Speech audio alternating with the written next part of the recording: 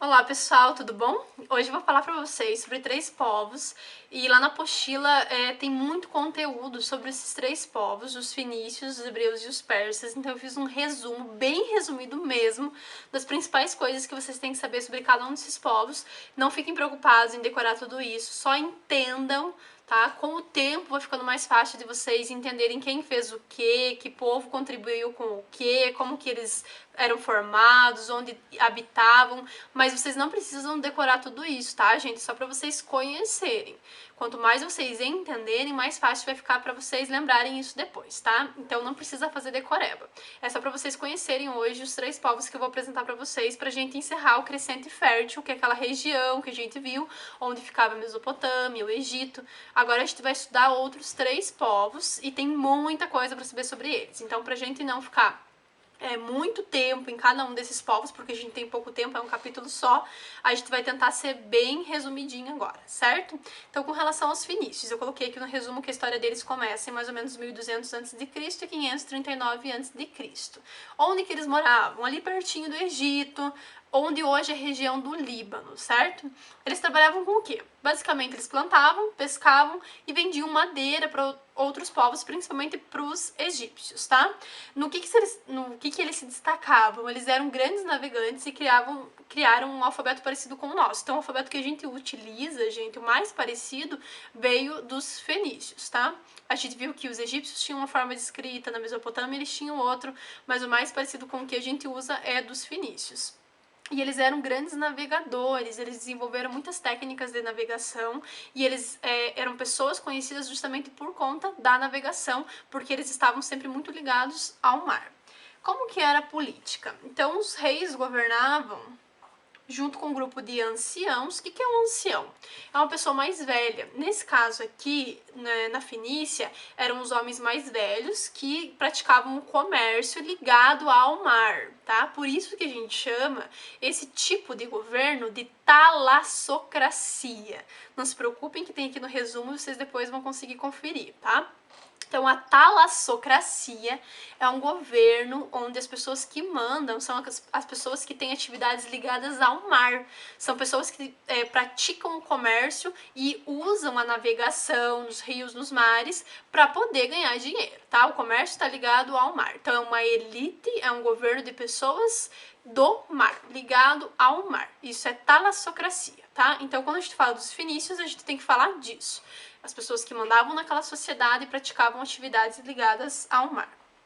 E a Fenícia era dividida em cidades-estado. Lembra que a gente já viu isso? Lá na Mesopotâmia existiam cidades-estado. Então eram várias cidades que eram independentes, cada uma tinha suas leis, o seu próprio governo, mas todas elas estão unidas pela cultura. Então na Fenícia tinham várias cidades e elas estavam unidas pela mesma cultura.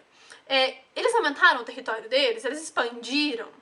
Com o objetivo de ampliar o comércio, os fenícios criaram colônias no mar Mediterrâneo, então sim, eles ampliaram o território deles, eles tinham colônias, lugares onde eles estavam colonizando lá no mar Mediterrâneo, tá? E eles também faziam entrepostos comerciais em vários lugares lá no mar Mediterrâneo, em torno do mar Mediterrâneo, né? O que é um entreposto comercial?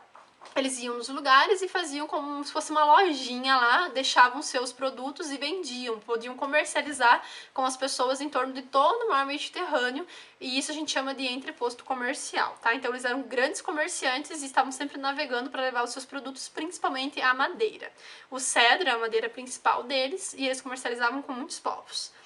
E aqui para finalizar, né? Para finalizar não, quase. Existia escravidão nesse povo com relação aos fenícios. O que a gente sabe sobre a escravidão? A maioria, sim, existia, e a maioria dos escravos eram prisioneiros de guerra, e eles eram utilizados como moeda de troca, gente. Então eles davam um escravo em troca de algum produto, porque naquela época o escravo era tratado como uma mercadoria. Então a pessoa que perdeu a guerra ou que estava lá na sua terra, mas teve a sua terra invadida e foi colonizada, então a partir de agora se torna escravo. E essas pessoas têm que trabalhar sem receber nada, como a gente já viu lá no outro vídeo falando sobre a escravidão, e elas podem ser vendidas como se fossem um produto ou trocadas como se fosse uma moeda. E para finalizar, como que era a religião dos fenícios, né? Eles eram politeístas, então a gente sabe que eles acreditavam em vários deuses. A maior parte desses deuses estavam ligados com elementos da natureza, como a chuva, o ar, o vento. a água, enfim. E os deuses tinham forma e ação humana, assim como a gente viu lá na Mesopotâmia e no Egito, tá? Eles agiam como seres humanos, a única coisa que diferenciava eles dos seres humanos era a imortalidade. Agora vamos para o nosso segundo povo, os hebreus. A história deles começa mais ou menos há 2000 anos atrás, antes de Cristo, aliás, né? E onde que eles moravam? Eles saíram da Mesopotâmia e foram para a região da Palestina, mas eles estavam migrando de tempos em tempos, tá? Quando acontecia alguma coisa ruim, tinha fome, ou eles estavam disputando o território, eles estavam sempre migrando nessa região ali do Oriente Médio, certo? Trabalhavam com o quê? Praticamente agricultura e pastoreio, né? Basicamente essas duas atividades econômicas. No que eles se destacavam? Então, os hebreus, gente, vão ser um povo, aquele que vai ser retratado na Bíblia, inclusive, que depois vai gerar o cristianismo, o judaísmo. Esse povo vai ser retratado na Bíblia e é o povo que a gente vai estar estudando agora. Então, os hebreus, eles eram primeiramente nômades, estavam sempre se deslocando e no começo da história deles, gente, eles eram inclusive politeístas, acreditavam em vários deuses, porque eles eram vizinhos dos mesopotâmicos e os mesopotâmicos também acreditavam em vários deuses. Com o tempo, isso vai mudando e eles começam a acreditar em um só Deus. Isso começa também a acontecer com Abraão, que é um profeta. O que é um profeta? É uma pessoa que fala em nome de Deus. Então, o Abraão vai ser uma liderança, né, dos hebreus e ele vai começar a dizer que as pessoas têm que acreditar num só Deus. Por isso que esse povo vai se diferenciar de todos os povos da antiguidade, tá? Enquanto que o resto da antiguidade, a maioria dos povos acredita em um só Deus, aliás, em vários deuses, eles estão acreditando em um só Deus. Então a gente chama isso de monoteísmo. A maior parte dos outros povos estão acreditando em vários deuses e por conta disso eles são muito diferentes. Lembra que a gente viu que os deuses, acabamos de ver isso, né? Os deuses dos outros povos, eles são extremamente parecidos com o ser humano. O Deus dos hebreus é muito diferente e a gente já vai estudar um pouquinho mais sobre isso quando a gente for ver a religião. Mas a grande diferença, então, dos hebreus com relação ao resto dos povos da antiguidade é essa. A questão da crença em um Deus só, enquanto que o resto do povo lá, a maioria deles está acreditando em vários deuses, tá? E inclusive por conta disso, gente, eles vão criar uma série de leis e regras para eles poderem viver. E o que diferencia também os hebreus é o cuidado que eles têm com a saúde e com a higiene. Então eles não comem carne de porco. Até hoje, né, os judeus que vêm desse grupo não comem carne de porco. Eles não têm contato com o corpo da pessoa que morreu. A mulher durante a menstruação é considerada impura, então ela não tem todo um monte de regras assim para ela poder conviver com a família, com as pessoas. Então eles têm muito esse cuidado com a questão da higiene e saúde, por isso eles também se destacaram na antiguidade. Como que era a política? Então, os hebreus, no decorrer do tempo, tiveram vários tipos de governo, tá? No começo, eles tinham a figura de liderança, que era o patriarca, que era o chefe da família, que era um homem que governava, que dizia-se representante de Deus, então ele falava em nome de Deus, ele dava o recado para as pessoas sempre em nome de Deus, tá? Ele falava com as pessoas representando Deus. Ele era o chefe das famílias, então nessa época nós tínhamos os clãs, que eram famílias que se juntavam, né, grupos de pessoas que eram parentes e que tinham essa liderança do patriarca. Depois, gente, com o tempo os hebreus vão se dividir em 12 tribos. Eles depois vão ter juízes, reis, por volta de 1000 anos antes de Cristo, e as tribos vão se dividir em dois reinos em 935 antes de Cristo, que é o que a gente chama de cisma, ou divisão. É o primeiro momento em que os hebreus, que naquela época já eram chamados de judeus, vão se separar e cada grupo vai para um lado, digamos assim, né? Nós temos as tribos do norte e as tribos do sul, então, com essa divisão. Eles aumentaram o território deles, então os hebreus estavam constantemente lutando para conquistar o que eles chamavam de Terra Santa, que era Canaã. E nesse processo todo da história deles, eles estavam sempre migrando e procurando lugares. Então, sim, eles também conquistaram muitos territórios e expandiram em certa medida o território deles. Mas eles não formaram um grande império, tá? Agora, outra pergunta. Existia escravidão? Sim, com certeza. Inclusive, eles evitavam escravizar pessoas que fosse do seu próprio povo, que fosse dos hebreus, mas se acontecesse por endividamento, a lei deles, que estava na Bíblia, dizia que eles teriam que ser libertados depois de 7 anos de escravidão.